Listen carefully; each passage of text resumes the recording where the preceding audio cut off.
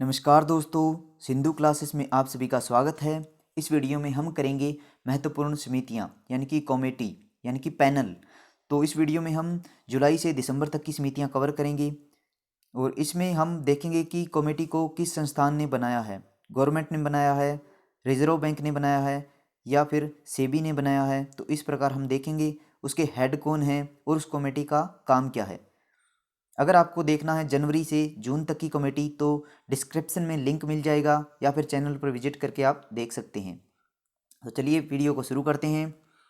तो सबसे पहले देखिए, सेबी ने ये कमेटी बनाई है म्यूचुअल फंड के ऊपर। म्यूचुअल फंड के विकास और विनिमय के लिए कमेटी बनी है। तो आपको बता दूं म्यूचुअल फंड होता क्या है। जब आप इंडिविजुअली मार्केट में पैसा इन्वेस्ट करना चाहते हैं तो आपको प्रॉपर नॉलेज होती नहीं है और आपका पैसा डूब जाता है। तो इससे बचने के लिए कंपनीज होती हैं, कंपनीज के पास एक्सपर्ट्स होते हैं। तो कंपनी क्या करती है, आपका पैसा लेती है और मार्केट में कैलकुलेटेड रिस्क के साथ यानी कि प्रॉपर रिस्क को कैलकुलेट करके पैसे को इन्वेस्ट करती है। तो क्या होता है, जो प्रॉफिट होता है वो म्यूचुअल फंड कंपनी अपना हिस्सा रख के बाकी आपको दे देती है। तो इससे पैसा डूबने का रिस्क काफ़ी कम हो जाता है। तो इस कमेटी के हेड हैं उषा थोराट। ये महिला हैं उषा थोराट, ये पूर्व डिप्टी गवर्नर रह चुकी हैं आरबीआई की। इससे पहले सेबी ने इसी प्रकार की एक कमेटी 2013 में भी गठित की थी। उसके हेड थे जानकी वल्लभ। जानकी वल्लभ, आप ये भी ध्यान रख सकते हैं। और अभी है उषा थोराट, ये अपने विचार देंगे इस बारे में। तो अगली कमेटी देखिए, अगली कमेटी है insurance regulatory and development authority of India की। इन्होंने सड़क के ठेकों के लिए सिक्योरिटी बॉन्ड की जांच के लिए यानी कि जो रोड कॉन्ट्रैक्टर होते हैं, रोड कॉन्ट्रैक्ट होते हैं, उनकी सिक्योरिटी बॉन्ड के जांच के लिए समिति बनाई है जी श्रीनिवासन के नेतृत्व में। जी श्रीनिवासन। तो जो इरडई है, इरडई का हेडक्वार्टर हैदराबाद में है और इसके हेड हैं सुभाष चंद्र खुंटिया। इसके बाद देखिए, जो हमारा नेशनल ह्यूमन राइट काउंसिल है, उन्होंने मानवाधिकार का हनन तो नहीं हो रहा है कोविड-19 के दौरान, तो इसका प्रभाव क्या होगा, इसके लिए एक कमेटी बनाई है के.एस. रेड्डी के नेतृत्व में। और हमारे जो नेशनल ह्यूमन राइट काउंसिल के अध्यक्ष कौन है, एच.एल. दत्तू। एच.एल. दत्तू है हमारे एनएचआरसी के हेड। और यूएनएचआरसी के कौन है, यूएनएचआरसी यानी कि United Nations human right council, इसके हेड हैं, अभी अभी बनी है, एक महिला है एलिजाबेथ टीची फिजल बर्गर। तो ये भी ध्यान रख सकते हैं। इसके बाद देखिए, इरडई ने एक और कमेटी बनाई है महामारी जोखिम पूल यानी कि जो पेंडेमिक आया है, पेंडेमिक रिस्क पूल। तो इसके हेड कौन होंगे, इसके होंगे सुरेश माथुर। सुरेश माथुर कौन है, ये इरडई के एग्जीक्यूटिव डायरेक्टर हैं, ये याद रखिएगा, एग्जीक्यूटिव डायरेक्टर हैं। और इससे पहले पिछले साल एक कमेटी बनाई थी इन्होंने माइक्रो इंश्योरेंस पर कमेटी बनाई थी, उसके हेड भी सुरेश माथुर थे। तो इस बार जोखिम पूल जो कमेटी है इसके भी हेड सुरेश माथुर हैं। आगे देखिए, मानव संसाधन विकास मंत्रालय यानी कि अब इसको कहा जाता है शिक्षा मंत्रालय। इसके मंत्री कौन है, रमेश पोखरियाल निशंक। रमेश पोखरियाल निशंक, ये हरिद्वार से सांसद हैं। तो इन्होंने इनकी एक कमेटी बनी है भारत में रुकें और भारत में पढ़ें। इसके अध्यक्ष कौन है, बनाई है मानव संसाधन विकास मंत्रालय ने, लेकिन अध्यक्षता कौन करेंगे, डीपी सिंह। तो ये क्यों बनी है, ये कमेटी इसलिए बनी है कि जो विदेशी विद्यार्थी है वो कोविड-19 के दौरान अपने देश जा रहे हैं, इंडिया में रहना नहीं चाहते, तो इसके लिए ताकि उनको इंश्योर करें, इसके लिए डीपी सिंह कमेटी बनी है। डीपी सिंह कौन है, धीरेन्द्र पाल सिंह, ये यूजीसी के चेयरमैन है, यूनिवर्सिटी ग्रांट कमीशन के चेयरमैन हैं। तो ध्यान रखिएगा, डीपी सिंह के नेतृत्व में बनी है भारत में रुकें और भारत में पढ़ें ये समिति। इसके बाद देखिए, युवा मामलों और खेल मंत्रालय किरण रिजिजू मंत्री हैं। इनकी अध्यक्षता इन्होंने एक समिति बनाई है, अध्यक्ष नहीं है सॉरी, ये अध्यक्ष है मुकुंदम शर्मा। तो मुकुंदम शर्मा रिटायर्ड जज हैं सुप्रीम कोर्ट के। तो इनकी अध्यक्षता में राष्ट्रीय खेल पुरस्कार 2020 के लिए चयन समिति बनी है, यानी कि खिलाड़ियों का चयन होगा, किस खिलाड़ी को पुरस्कार मिलेगा और किसको नहीं मिलेगा। इसके लिए जो हम देखते हैं द्रोणाचार्य अवार्ड हो गए, अर्जुन अवार्ड हो गए और जो कि राजीव गांधी खेल रत्न पुरस्कार हो गए, इन सब अवार्ड को देने के लिए जो कमेटी बनी है मुकुंदम शर्मा कमेटी। तो बहुत ही मोस्ट इम्पोर्टेंट कमेटी है ये। इसके बाद देखिए 15वां वित्त आयोग, एनके सिंह इसके अध्यक्ष हैं, सभी जानते हैं। तो इसने एक कमेटी गठित की कृषि निर्यात के ऊपर, जो एग्रीकल्चर एक्सपोर्ट है उसको भारत बढ़ाना चाहता है ताकि किसानों की आय डबल हो जाए। तो उसके लिए एक विशेष समूह बनाया गया था, किसकी अध्यक्षता में? संजीव पुरी। ये आईटीसी कंपनी के चेयरमैन हैं संजीव पुरी। इसके बाद देखिए भारतीय रिजर्व बैंक यानी कि आरबीआई ने कोविड-19 से संबंधित तनावग्रस्त परिसंपत्तियों के समाधान के लिए किसकी अध्यक्षता में विशेष समिति बनाई है? तो ये परिसंपत्तियां क्या होती हैं? तनावग्रस्त परिसंपत्तियां यानी कि जो एसेट्स हैं वो अब कोविड-19 के कारण देखिए सारे जो हमारा जो ट्रेड है वो भी कम हुआ है, और इससे जो रोज़मर्रा की ज़िंदगी है वो तो प्रभावित हुई है। तो इसके लिए जो जो लोन लिए हुए हैं तो वो लोन जो हैं समय पर आएंगे या नहीं आएंगे, क्या वो नॉन परफॉर्मिंग एसेट्स में कन्वर्ट हो जाएंगे? तो इसके लिए समिति इसका समाधान करेगी। ये समिति बनाई गई है केवी कामत के नेतृत्व में। नॉन परफॉर्मिंग एसेट्स वो एसेट्स होते हैं जो कि जिनका कि चांस हो जाता है कि वो अब वापस नहीं आएंगे। तो इन परिसंपत्तियों जो तनावग्रस्त स्थिति में है उनका समाधान निकाले, तो इसके लिए केवी कामत समिति बनी है। और केवी कामत कौन है? ये आपको पता होगा, ब्रिक्स बैंक है, एनडीबी एनडीबी बैंक जो है ये ब्रिक्स बैंक है, न्यू डेवलपमेंट बैंक। तो इसके पूर्व चेयरमैन रह चुके हैं केवी कामत, तो इनके नेतृत्व में ये कमेटी बनी है। इसके बाद देखिए सरकार ने निर्यातकों यानी कि जो एक्सपोर्ट्स हैं उनके लिए टैक्स और ड्यूटीज़ की जो रेट को तय करने के लिए एक समिति बनाई है। ये समिति बनी है जी के पिल्लई के नेतृत्व में, जी के पिल्लई, ये ध्यान रखिए। अगला देखिए केंद्र सरकार ने कोरोना वैक्सीन के ऊपर राष्ट्रीय विशेष समूह बनाया है। तो इसके हेड कौन होंगे? ये होंगे वीके पॉल। आप समूह कहो या समिति कहो कोई ज़्यादा फर्क नहीं है। तो वीके पॉल के नेतृत्व में कोरोना वैक्सीन के ऊपर ये समिति बनी है, जिनकी ये कौन है? वीके पॉल। ये नीति आयोग के सदस्य हैं, नीति आयोग के सदस्य हैं वीके पॉल। और नीति आयोग के अध्यक्ष कौन होते हैं? प्रधानमंत्री मोदी। अगला देखिए सरकार ने कोझिकोड विमान दुर्घटना, आपको पता होगा केरल के कोझिकोड में एक विमान दुर्घटना हो गया। एयर इंडिया का विमान था ये, एयर इंडिया। तो ये विमान दुबई से केरला आ रहा था, तो कोझिकोड में ये क्रैश कर गया।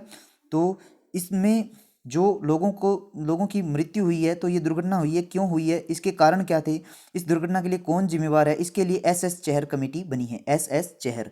तो एयर इंडिया के चेयरमैन कौन है? राजीव बंसल। राजीव बंसल हैं एयर इंडिया के चेयरमैन, ये भी आप ध्यान रखिए। इसके बाद देखिए अगली कमेटी है भारतीय उद्योग परिसंघ यानी कि कॉन्फेडरेशन इंडियन इंडस्ट्री। तो इसके जो अध्यक्ष हैं, इसने एक कमेटी बनाई है कृत्रिम बुद्धिमत्ता पर, संदीप पटेल के नेतृत्व में। ये कोई इतनी इंपॉर्टेंट कमेटी नहीं है, आप चाहे तो इग्नोर भी कर सकते हैं। तो इसके बाद देखिए नीति आयोग ने किसकी अध्यक्षता में एक बहुआयामी गरीबी सूचकांक समन्वय समिति बनाई है? तो ये बनाई है संयुक्ता समाधर के नेतृत्व में, यानी कि जो इम्पावर्टी इंडेक्स है उसके बारे में एक ये कमेटी निर्णय लेगी। इसके बाद देखिए एक कमेटी है बैंक उधारदाताओं को राहत देने के आंकलन के लिए, कि जो बैंक के ऋणदाता हैं क्या उनको राहत दी जानी चाहिए कोविड-19 के लिए, इसका आंकलन करेगी ये समिति। इसके अध्यक्ष होंगे राजीव महर्षि। राजीव महर्षि कौन है? नाम सुना सुना लगता होगा। तो ये हमारे हैं कैग, अगर हिंदी में बताऊं तो नियंत्रक महालेखा परीक्षक। और अभी कौन है हमारे नियंत्रक महालेखा परीक्षक? गिरीश चंद्र मुर्मू, गिरीश चंद्र मुर्मू। अब आप मुझे ये बताइए गिरीश चंद्र मुर्मू इससे पहले किस राज्य या केंद्र शासित प्रदेश के गवर्नर थे? ये आप मुझे कमेंट बॉक्स में बताइए कि गिरीश चंद्र मुर्मू कैग बनने से पहले किस राज्य के गवर्नर थे या किस यूनियन टेरिटरी के गवर्नर थे। भारत ने सरकार ने आयुध निर्माण बोर्ड यानी कि ओएफसी, ऑर्डिनेंस फैक्ट्री बोर्ड के निगमीकरण के लिए, यानी कि इसमें एफडीआई लगाया जाएगा और इसको धीरे धीरे प्राइवेट करने के इरादे में है सरकार। तो इसके निगमीकरण के लिए, जो निगरानी के लिए एक समिति बनाई गई है, एक समूह बनाया गया है ग्रुप ऑफ मिनिस्टर्स का। तो इसके अध्यक्ष कौन होंगे? इसके अध्यक्ष होंगे राजनाथ सिंह। तो आयुध निर्माण बोर्ड के ऊपर ये समिति बनी है। राजनाथ सिंह हमारे रक्षा मंत्री हैं, आपको पता होगा। तो केंद्र सरकार ने भारत के प्रतिष्ठित व्यक्तियों की चीनी द्वारा साइबर जासूसी की खबर आने के बाद किसकी अध्यक्षता में एक विशेष समिति का गठन किया गया है? तो ये समिति बनी है राजेश पंत के नेतृत्व में। राजेश पंत। तो चीन हमारे जो कुछ व्यक्ति हैं उनके ऊपर जासूसी करवा रहा है, इसके लिए बनी है राजेश पंत समिति। इसके बाद अगली समिति देखिए, केंद्र सरकार ने किसकी अध्यक्षता में कृषि क्षेत्र में पट्टे, भूमि पट्टे के लिए एक रोड मैप तैयार करने के लिए, ताकि जो कृषि भूमि है उसको पट्टे पर दिया जाए किसानों को, इसके लिए इसके नियमितीकरण के लिए रोड मैप बनाया गया। इसके लिए एक समिति बनी है अजय तिर्की के नेतृत्व में। यानी कि जो फार्मर जिनके पास लैंड नहीं है उनको जो भूमि पट्टे पर देगी सरकार, उसके लिए एक प्रॉपर ड्राफ्ट तो होना चाहिए, उसके लिए ये समिति बनी है अजय तिर्की के नेतृत्व में। अगला देखिए, कॉरपोरेट मामलों के मंत्रालय ने कंपनी लॉ कमेटी जो है उसका कार्यकाल 1 वर्ष बढ़ा दिया है। और इसके अध्यक्ष कौन है? इसके अध्यक्ष हैं राजीव वर्मा। और इससे पहले मैंने आपको बताया था राजेश पंत। तो राजेश पंत कौन थे? ये जो चीन द्वारा साइबर जासूसी की जा रही है उसकी जांच करेंगे। और राजेश वर्मा कौन है? राजेश वर्मा है कंपनी लॉ कमेटी के अध्यक्ष। इसके बाद देखिए, तकनीकी समूह बना है, सेबी ने बनाया है सोशल स्टॉक एक्सचेंज के ऊपर। इसके अध्यक्ष कौन बने हैं? टेक्निकल ग्रुप के अध्यक्ष बने हैं हर्ष कुमार भानवाला। और किसने बनाया है? सेबी ने। तो हर्ष कुमार भानवाला आप जानते होंगे नाबार्ड के पूर्व चेयरमैन रह चुके हैं। नाबार्ड यानी कि national bank for agriculture and rural development. और अभी कौन है इसके? चिंतिला गोविंदला राजुलू, नाम काफ़ी बड़ा है। तो अभी हर्ष कुमार भानवाला जी कहाँ पर हैं? ये कैपिटल इंडिया फाइनेंस कोई कंपनी है उसके कार्यकारी अध्यक्ष हैं। तो याद रखिएगा, आपको मेनली याद रखना है तकनीकी समूह जो बना है सोशल स्टॉक एक्सचेंज पर सेबी के द्वारा, उसके हेड हैं हर्ष कुमार भानवाला। अगला देखिए, सरकार ने किसकी अध्यक्षता में सचिवों का एक पैनल या कमेटी, एक ही बात है, का गठन किया है जो दूरसंचार स्पेक्ट्रम आवंटन प्रक्रिया को कारगर बनाने के लिए काम करेगा। स्पेक्ट्रम आप समझ गए होंगे, इससे पहले 2G स्पेक्ट्रम, 3G स्पेक्ट्रम घोटाले के नाम से जानते हैं वैसे हम सब। तो जो स्पेक्ट्रम हुआ है 5G स्पेक्ट्रम होगा, तो इसके जो आवंटन होगा इसके लिए ये कमेटी बनी है। तो राजीव गौबा कैबिनेट सचिव हैं, राजीव गौबा ये बने हैं इसके हेड। आपको थोड़ा मैं पिछले वीडियो में कवर किया गया था, वो आपको देखना चाहिए, उसमें भी एक कमेटी बनी थी राजीव गौबा जी के बारे में दिखा देता हूँ। ये एग्जैक्टली वही क्वेश्चन है। दूरसंचार विभाग में मोबाइल टैरिफ में वृद्धि के प्रभाव की जांच के लिए समिति बनी थी राजीव गौबा के नेतृत्व में। ठीक है, तो इसमें क्या था, जो मोबाइल टैरिफ कंपनियां आप जानते हैं घाटे में चल रही है, तो उनको मतलब वो अगर अपना प्राइस बढ़ाना चाहती है, जो भी है अपने इंटरनेट के दाम या कॉल्स के दाम बढ़ाएंगी, तो हमारा जो डिजिटल रिवोल्यूशन है वो इन्हीं कंपनियों पर टिका है, तो वो लड़खड़ा जाएगा। इसके लिए एक कमेटी बनाई थी, मोबाइल टैरिफ में वृद्धि के क्या प्रभाव होंगे इसकी जांच के लिए। कैबिनेट सचिव हैं राजीव गौबा। और अभी क्या कमेटी बनी है? दूरसंचार स्पेक्ट्रम आवंटन के ऊपर कमेटी बनी है। तो आप ध्यान रख सकते हैं, दूरसंचार से रिलेटेड है दोनों कमेटी। उसके बाद देखिए, सर्वोच्च न्यायालय ने हरियाणा, पंजाब, उत्तर प्रदेश में जलती हुई पराली, आप जानते हैं किसान पराली जलाते हैं, तो इसके लिए, इसको रोकने के लिए, कदम उठाने के लिए एक समिति बनाई गई है कि वो सुझाव दे कि किसान इससे पराली ना जलाए। तो इसके लिए मदन लोकुर के नेतृत्व में ये कमेटी बनी है। मदन लोकुर कौन है? ये पूर्व सुप्रीम कोर्ट के जज हैं। तो अभी कौन है सुप्रीम कोर्ट के जज? S.A. भोबड़े हैं हमारे सुप्रीम कोर्ट के वर्तमान जज। इसके बाद देखिए, सेबी ने एक कमेटी गठित की है बाजार डेटा सलाहकार समिति, यानी कि मार्केट डेटा एडवाइजरी कमेटी। तो इसके अध्यक्ष कौन है? मधावीपुरी बुच ये सेबी की वोल टाइम मेंबर हैं, उनके नेतृत्व में ये कमेटी बनी है। आगे देखिए, इरडई ने साइबर इंश्योरेंस की स्टैंडर्ड पॉलिसी लाने की दिशा में काम करने के लिए एक समिति बनाई है। इसके अध्यक्ष कौन है? पी उमेश इसके अध्यक्ष हैं। तो स्टैंडर्ड पॉलिसी में क्या होता है, इसमें फ्रॉड काफ़ी ज़्यादा होता है।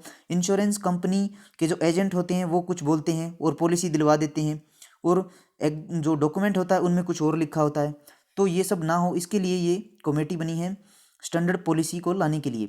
और इसके तहत देखिए एक आरोग्य संजीवनी आपने सुना होगा, आरोग्य संजीवनी। तो आरोग्य संजीवनी ये एक इंश्योरेंस पॉलिसी है जो हर इंश्योरेंस कंपनी को देना ही पड़ेगा। जो भी लाइफ इंश्योरेंस है, जैसे LIC है, LIC तो गवर्नमेंट है, इसके अलावा जो भी इंश्योरेंस कंपनी है उनको देना पड़ेगा। इसके बाद मैं आपको बताता हूँ कि जो ये इंश्योरेंस कंपनी है वो भारत में 3 ही इंश्योरेंस कंपनी है जिनको SII का स्टेटस मिला हुआ है। SII क्या होता है? Systematically importance insurance. ये कौन सी है? LIC, यानी कि ये फेल नहीं हो सकती, काफ़ी बड़ी होती है। LIC, GIC general insurance corporation, और NIACL ये है new India insurance corporation limited. ये 3 कंपनी हैं जिनको SII स्टेटस मिला हुआ है। इसके बाद देखिए नीति आयोग ने एक कमेटी गठित की है शिक्षा प्रणाली में सुधार के लिए, यानी कि एजुकेशन सिस्टम के रिफॉर्म के लिए। तो इसके अध्यक्ष होंगे राजीव कुमार। ये नीति आयोग के उपाध्यक्ष हैं और अध्यक्ष होते हैं प्राइम मिनिस्टर नीति आयोग के। फिलहाल नरेंद्र मोदी जी हैं। और इसके नीति आयोग के CEO कौन है? आप मुझे कमेंट में लिख के बताइए कि नीति आयोग के CEO कौन है। इसके बाद देखिए केंद्र ने गुरु तेग बहादुर जी की 400वीं जयंती को मनाने के लिए किसकी अध्यक्षता में एक समिति बनाई है? तो प्राइम मिनिस्टर नरेंद्र मोदी जी होंगे इस कमेटी के हेड। इसके बाद देखिए सूचना और प्रसारण मंत्रालय ने भारत में टेलीविजन रेटिंग एजेंसी पर दिशा निर्देश की समीक्षा के लिए एक कमेटी बनाई है। तो इसके अध्यक्ष कौन होंगे? तो आप जानते हैं कि पीछे दिनों में काफ़ी न्यूज़ में था TRP स्कीम के बारे में।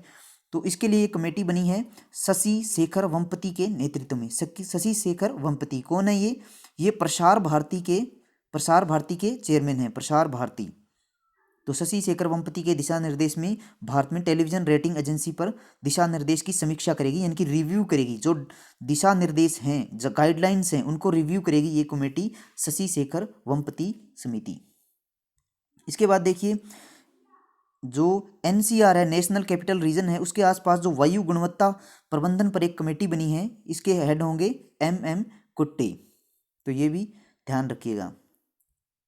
इसके बाद है एक भारतीय राजनयिका है जिनको कि संयुक्त राष्ट्र सलाहकार समिति में जगह मिली है, यानी कि यूनाइटेड नेशंस एडवाइजरी कमेटी है उसमें जगह मिली है। तो जनरल असेंबली के अंदर, तो ये काफ़ी गर्व की बात है। विदिशा मित्रा, इंपॉर्टेंट क्वेश्चन है, विदिशा मित्रा भारतीय हैं और इनको इस संयुक्त राष्ट्र सलाहकार समिति में जगह मिली है। और जनरल असेंबली के अभी अभी हेड बने हैं नए, आपको पता है, ये है वोल्कान वोजगीर।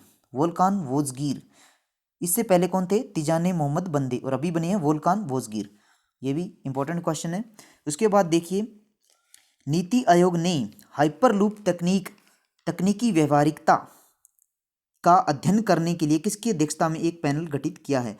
यानी कि हाइपरलूप जो भारत में आ रहा है, क्या वो व्यवहारिक में भी, रियल में, व्यवहार में व्यवहारिकता उसकी है, या सिर्फ वो अभी डिज़ाइन ही है, या मतलब क्या वो काम करेगा रियल में, उसकी व्यवहारिकता, इनके प्रैक्टिकली यूज़ क्या होगा उसका? इसके लिए अध्ययन करने के लिए एक कमेटी बनी है।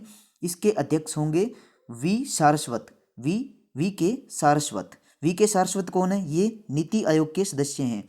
और VK पॉल मैंने आपको बताया था, VK पॉल भी नीति आयोग के सदस्य हैं। VK पॉल के नेतृत्व में कोरोना वैक्सीन के ऊपर कमेटी बनी है, तो ये याद रखिए।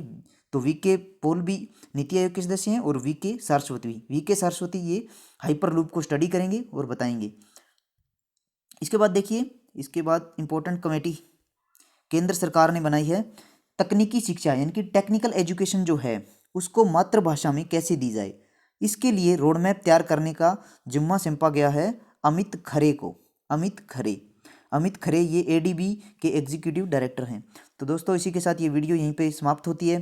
वीडियो कैसी लगी मुझे कमेंट बॉक्स में रिस्पांस ज़रूर दीजिएगा। और इसके अलावा मैंने खेल के ऊपर अभी भी एक वेन्यू भी तैयार किया है, मुश्किल से शायद 3 मिनट का वीडियो है, वो ज़रूर देखिएगा। मैं डिस्क्रिप्शन में लिंक दे दूँगा।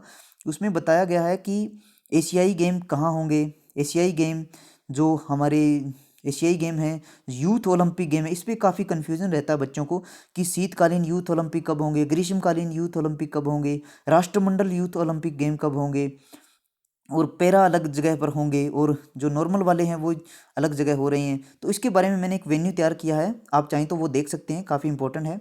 तो इसी के साथ वीडियो समाप्त करते हैं। Have a nice day, good bye.